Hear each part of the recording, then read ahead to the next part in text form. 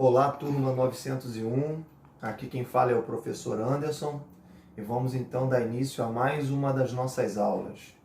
Vamos então falar sobre geologia, que é a ciência que estuda a crosta terrestre. Vamos então a ela. A Terra, ela tem a sua estrutura interna e nós podemos então dividi-la em três partes. Nós temos a parte mais central, que nós chamamos de núcleo.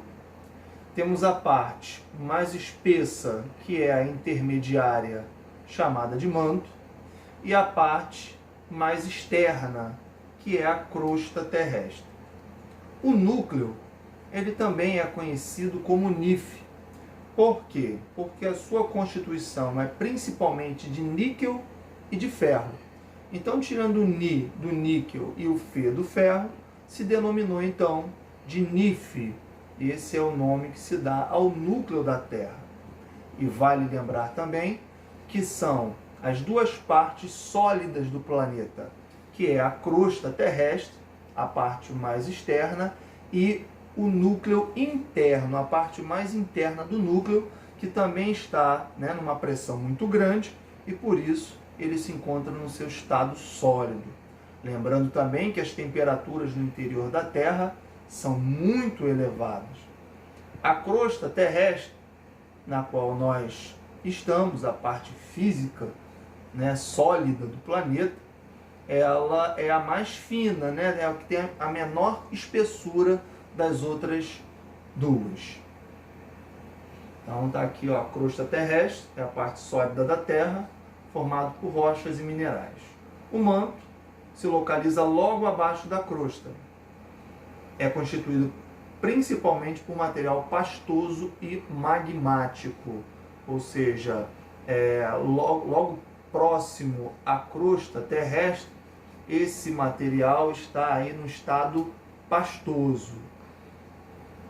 Núcleo, também conhecido como NIF, tem uma composição química de níquel e ferro e é o centro da Terra. Como eu disse, as temperaturas nessas camadas são muito elevadas, podendo chegar a 4.800 graus Celsius. Então, essa é a estrutura interna do nosso planeta. Vamos então falar de uma teoria chamada de deriva continental. O que seria a deriva continental? Bom, um meteorologista, engenheiro, chamado Alfred Wegener, ele então vai afirmar que o planeta Terra, há 200 milhões de anos, num passado bem longínquo, tinha um grande continente, um único continente, na qual foi chamado de Pangeia. Bom, para ele trazer essa teoria, ele vai então elaborar algumas evidências. Então vamos lá. As evidências que Wegener elaborou para poder provar a sua teoria era, primeiro, o encaixe das linhas das costas atuais de vários continentes se encaixam. Vejam bem, dá uma olhadinha aqui. Se você olhar, América do Sul e a África, elas têm contornos extremamente parecidos no encaixe. Então, para Wegener, essa parte aqui, África, América do Sul e Antártida, eles se encaixam perfeitamente como um quebra-cabeça. E a parte do norte, juntamente com a Eurásia. Então essa foi a primeira evidência de Wegener. As outras evidências, elas estavam ligadas, por exemplo, aos fósseis. De vários fósseis eu posso então exemplificar que aqui na América do Sul, como na mesma posição do encaixe na África, havia um dinossauro chamado Mesossauro.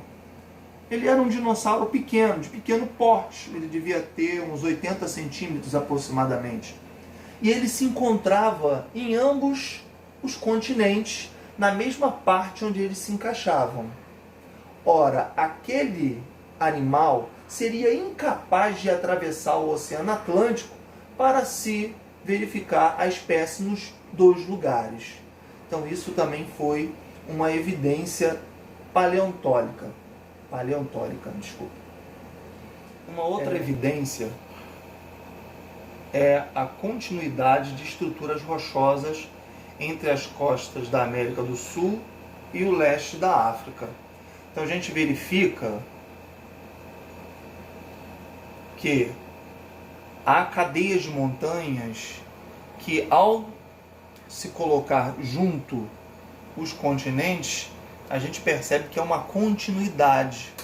Há uma continuidade das cadeias de montanha. Então essas várias evidências foram trazidas por Wegener para ele afirmar que os continentes se movimentavam. Que a partir de Pangeia, um único continente, essas partes rochosas estavam se afastando. Então nós vamos ver, no primeiro momento, a Laurásia e a Gondwana, formando dois grandes continentes. E mais atualmente, nós vamos ver então os 6 grandes continentes. Para Wegener, isso era algo real. Entretanto, Wegener não tinha como provar o motor desse processo.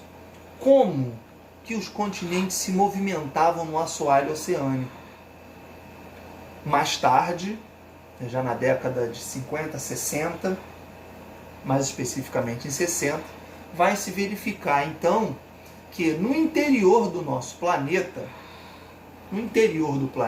no manto, há uma movimentação dessa massa. É como se ela subisse, pegasse uma temperatura elevada, subisse, resfriasse e descesse, formando células de convecção. Ou seja, no interior da Terra, nós temos essas partes que estão se movimentando no interior e forçando a crosta, que são, na verdade, a teoria das tectônicas de placas. Então se verificou que a crosta terrestre ela não é contínua, mas sim quebrada. Vamos exemplificar. Imagine um ovo cozido, que você quebre a casca do ovo cozido. Então nós temos a gema, a clara e a casca. Nessa mesma proporção, a clara é a parte maior e a casca é a parte mais fininha. É como se fosse o manto e a crosta terrestre. Então você aperta o ovo cozido e as cascas vão quebrar. É como se tem, né, várias placas soltas na hora de descascar. O planeta também é assim, né? Ele não é contínuo, mas ele está fragmentado em várias partes que nós chamamos placas tectônicas. Então está aqui o mapa das placas tectônicas. Existem várias placas tectônicas. Por exemplo, nós aqui no Brasil, nós estamos na placa sul-americana. Verifiquem aqui, ó, placa sul-americana. Percebam que ele está fragmentado em várias placas. Essa teoria das placas tectônicas vão então comprovar que Wegener tinha razão, que na verdade essas placas estão se movimentando e os continentes estão sim se movimentando. Vamos então falar como é que são as fronteiras dessas placas tectônicas. Nós temos fronteiras divergentes, que são os limites entre as placas, onde elas se juntam como um grande quebra-cabeça, geóide, né, no formato da Terra. Nós temos os limites convergentes e nós temos os limites conservativos. Vamos entender esses limites. Nós verificamos aqui com a setinha que é a movimentação dessa placa. Então percebam que aqui nesse limite, nessas fronteiras, as placas estão se afastando. De dentro da crosta terrestre está vindo do manto um magma, provocando o quê? Grandes erupções dentro do próprio mar. Só para você ter uma ideia, toda essa parte aqui, ó, existe uma cordilheira, um conjunto de montanhas chamado Cordilheira Mesoatlântica. Essa cordilheira, então, é extremamente vulcânica, aonde o magma ele vem para a superfície. E aí, na verdade, o que está acontecendo? Essas placas, esse assoalho está se abrindo. Isso quer dizer que a cada dia que passa, o continente sul-americano está se afastando do continente africano. Isso é constante. Dizem que 8 a 10 centímetros por ano, que se torna imperceptível aos olhos. Porque o tempo geológico é diferente do tempo humano ou do tempo histórico. Quando a gente fala de tempo geológico, vale ressaltar, a gente está falando de milhões de anos. Então, vamos aqui, ó, limites divergentes. Esse tipo de limite é definido quando as placas se movimentam de modo a afastarem-se entre elas. As lacunas que são abertas na crosta terrestre durante esse movimento são preenchidas pelo magma que vem à superfície, aumentando então o assoalho oceânico naquele caso que nós vimos anteriormente. Esse magma ele sofre um processo de resfriamento, consolidação e se transforma em rochas. Mais uma vez. Mas nós também verificamos aqui, ó, que essa placa, por exemplo, a Nazca, ela está vindo nessa direção e a placa sul-americana se dirigindo nessa direção contrária. Então nós vamos perceber que essas placas estão convergindo, indo de encontro uma com a outra. Esse tipo de fronteira entre placas é definido pelos movimentos das placas em sentido de aproximação. É quando essas duas placas se movimentam no sentido convergente. Elas colidem entre elas frontalmente. Aqui, nesse caso, essa placa aqui, por ser uma placa menos densa, mais fina, porque nós temos o oceano aí, e essa aqui é uma placa que você vai ter essa parte continental, é uma espessura muito maior. Por exemplo, aqui a crosta terrestre deve ter uns 20 quilômetros e aqui talvez 10 vezes mais. Essa placa aqui, ela então vai por debaixo dessa outra, soerguendo a placa sul-americana. E esse soerguimento provoca então as cadeias montanhosas, como nós temos aqui as cadeias montanhosas dos Andes. Nós temos também as fronteiras conservativas. Elas também são chamadas de transformantes. Isso quer dizer, é quando as placas elas se deslocam não convergindo ou divergindo, mas uma passando por a outra em sentido contrário, só que horizontalmente.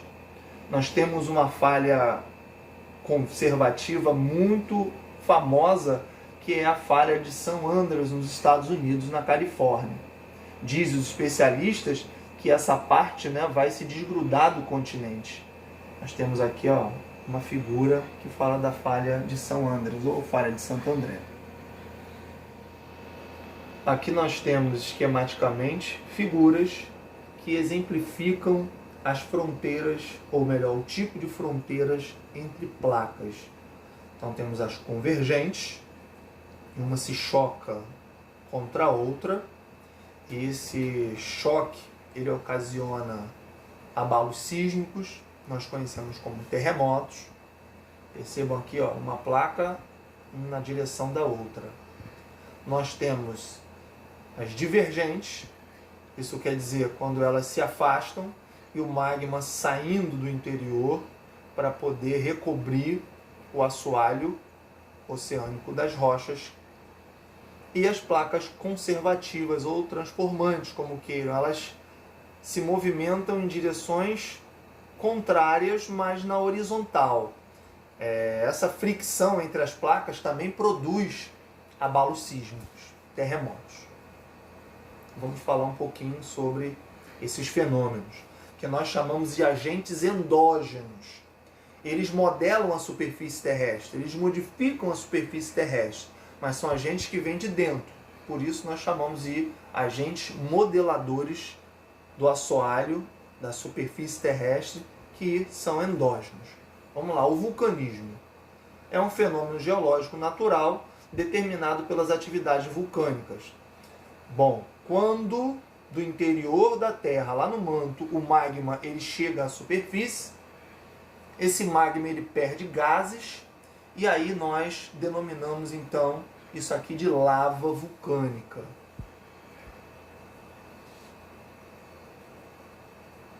Os terremotos. Então, quando há principalmente choque entre placas, nós vamos ter aí os abalos sísmicos, terremotos, que são tremores passageiros que ocorrem na superfície terrestre. Então vai depender da magnitude dessa trepidação, né, para a gente ver o estrago que ele vai ocasionar. Nós temos uma escala, né, de 0 a 9, que é a escala Richter, que é medido pelo sismógrafo. O sismógrafo é o aparelho que mede a intensidade de um terremoto. Agora, vamos falar sobre rochas. Rochas são agregados de um ou mais minerais que estão sobre a superfície terrestre, que compõem a superfície terrestre. Então, existem 3 tipos de rochas. E esses 3 tipos de rochas vão estar na sua origem o tipo de cada uma delas. Por exemplo, rochas magmáticas, que também são chamadas de rochas ígneas. São rochas que são provenientes da solidificação do material magmático. Então o magma sai do interior da Terra, do manto, e ele vai se solidificando na superfície terrestre. Essas rochas são chamadas de rochas magmáticas. São as que predominam na crosta terrestre. Essas rochas magmáticas, elas podem se solidificar ainda dentro da superfície terrestre, e a gente chama de rochas magmáticas intrusivas, ou ela pode se solidificar do lado de fora, né? Quando ele chega à superfície. Nós chamamos de rochas magmáticas extrusivas. As rochas magmáticas intrusivas, um exemplo delas, nós temos aqui, que é o granizo, ou melhor, desculpa, o granito. E as rochas magmáticas extrusivas, nós temos algumas delas aqui, como o basalto, a pedra-pome. Qual é a diferença delas? A diferença é que uma se solidificou no interior e ela pode ser visualizada porque os seus cristais são visíveis a olho nu. Vejam aqui, ó, diferentes tipos de cristais, né, de minerais cristalizados. Então, como ele teve tempo hábil de se solidificar e de formar, e aí dá pra gente observar isso. Nas rochas extrusivas não. Quando o magma ele chega à superfície, o choque com a atmosfera, o resfriamento ele é muito rápido e não dá tempo então dos minerais aparecerem. Então percebam que essas rochas magmáticas a gente não consegue verificar os minerais que a compõem. Então aqui nós temos uma figura, né, uma imagem que mostra o magma vindo do interior da Terra, se solidificando dentro da crosta, as rochas magmáticas intrusivas, e as outras se solidificando do lado de fora, as rochas magmáticas extrusivas. E os exemplos que nós temos, o granito e o basalto. O outro tipo de rocha são as rochas metamórficas. Como o próprio nome está dizendo, são rochas que sofreram um metamorfismo. Então, no interior da Terra, com temperatura diferenciada, uma pressão muito grande, essas rochas então vão ter a sua modificação.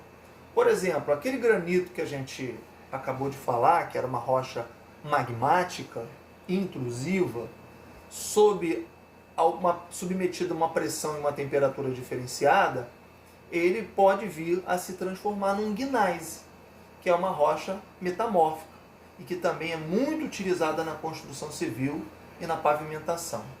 Aqui eu dou até um exemplo, né? O pão de açúcar, ele é gneiss. Um outro exemplo é o mármore. O mármore é um tipo de rocha metamórfica. Então nós temos o calcário, que ao ser submetido a alta temperatura e pressão, ele se transforma no mármore, que também é utilizado na construção civil, para pias, bancadas, fachadas e etc. Então nós temos aqui o gneiss e o mármore. O terceiro tipo de rocha são as rochas sedimentares. Como a própria palavra está dizendo, são rochas originárias de sedimentos. Isso quer dizer, de restos de outras rochas, como rochas metamórficas, rochas magmáticas e até mesmo de rochas sedimentares. Então, acontece o que? O intemperismo sobre a superfície. Esse intemperismo é a ação do tempo, a chuva, né, a água da chuva, o sol, o calor, então temperatura alta, temperatura baixa. Todas essas mudanças vão ocasionar nas rochas, né, a sua fragmentação. E aí ela vai ter o processo de erosão, que ela vai sair do lado mais alto de onde ela está e vai ser depositada em áreas mais baixas. Com o passar de milhões de anos, elas vão se compactando. Essa compactação, essa pressão e esse peso todo faz com que se origine naquele lugar uma outra rocha, que nós denominamos de rochas sedimentares.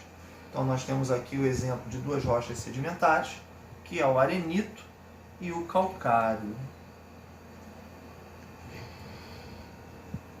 Terminamos assim mais uma aula. Espero que vocês tenham aprendido e até a próxima.